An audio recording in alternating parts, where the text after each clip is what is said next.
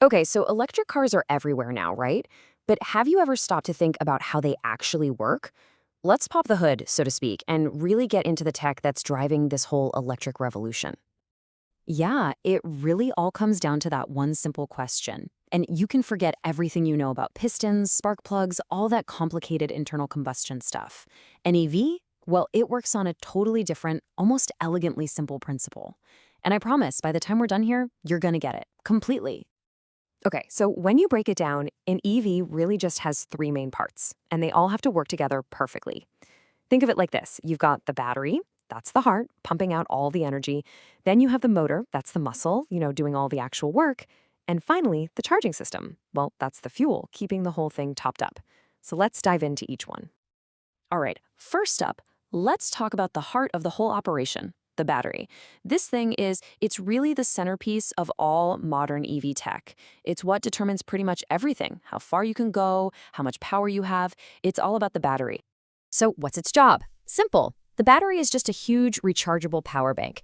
Its one and only job is to store a ton of electricity and then feed it to the motor whenever you step on the accelerator pedal.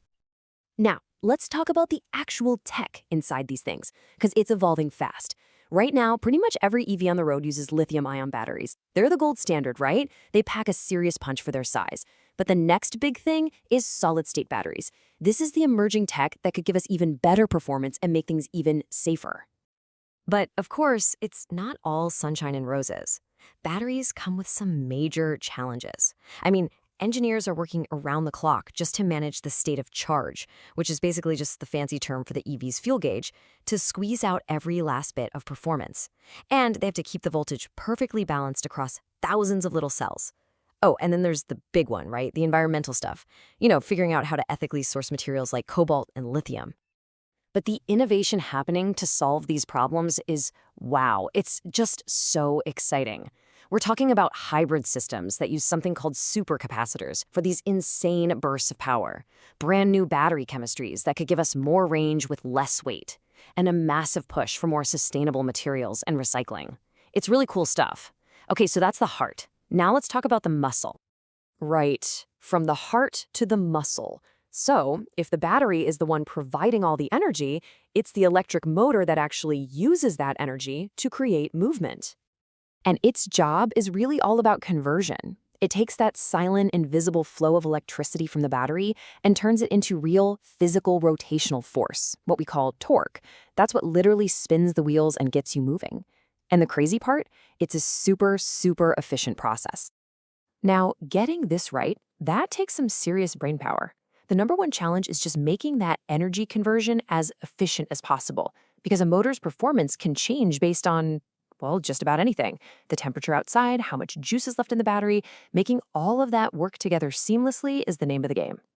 And this is where we get to one of the absolute coolest things about EVs, regenerative braking. So check this out. When you lift your foot off the accelerator, the motor actually runs in reverse. It becomes a little generator. It takes the car's forward momentum, all that kinetic energy, and turns it back into electricity, sending it right back to the battery. It's literally like recycling your energy every single time you slow down. How cool is that? Okay, so we've got the heart and we've got the muscle. But how do we get the energy into the system in the first place? How do we fuel up? Well, that brings us to our third and final piece of the puzzle. Charging. Right now, the main way we do this is with conductive charging. You plug a cable into the car, it's the standard, and we're seeing more and more charges pop up every day. But what's coming next is inductive or wireless charging. Just picture it. You park your car over a special pad in your garage, and it just starts charging, all through a magnetic field. No cables, no hassle, no fuss. And I know what you might be thinking. Wireless? That's gotta be super inefficient, right? Well, think again. These new wireless systems can already hit 94% efficiency. That is almost as good as plugging in a cable. So yeah, this isn't some far-off dream. It's a seriously viable technology for the near future. But the biggest roadblocks for charging are, out here in the real world. For one, building a huge, reliable charging network costs a ton of money.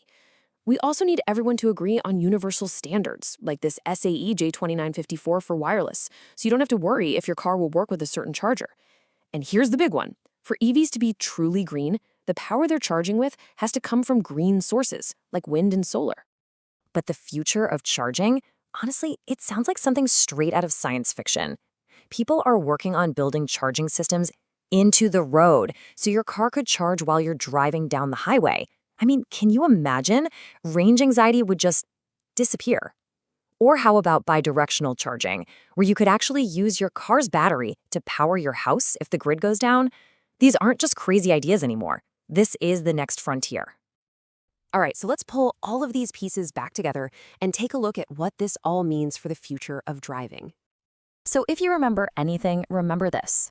An EV isn't just a collection of parts, it's a whole system. The battery, the motor, the charging, they all have to work together in perfect harmony. And yeah, there are still challenges to overcome, for sure. But the speed of innovation right now is just staggering. And all of it, every single breakthrough, is pushing us toward one big goal: a truly sustainable and efficient way to get around. You know, this quote really nails it. It says that success isn't going to come from just one magic component. Nope. It's all about how we integrate these three key pieces: the battery, the motor, and the charging into one seamless, powerful, and sustainable system. That's the real trick. And that really just leaves us with one final thought. We're standing right on the edge of a massive change in how we get from A to B.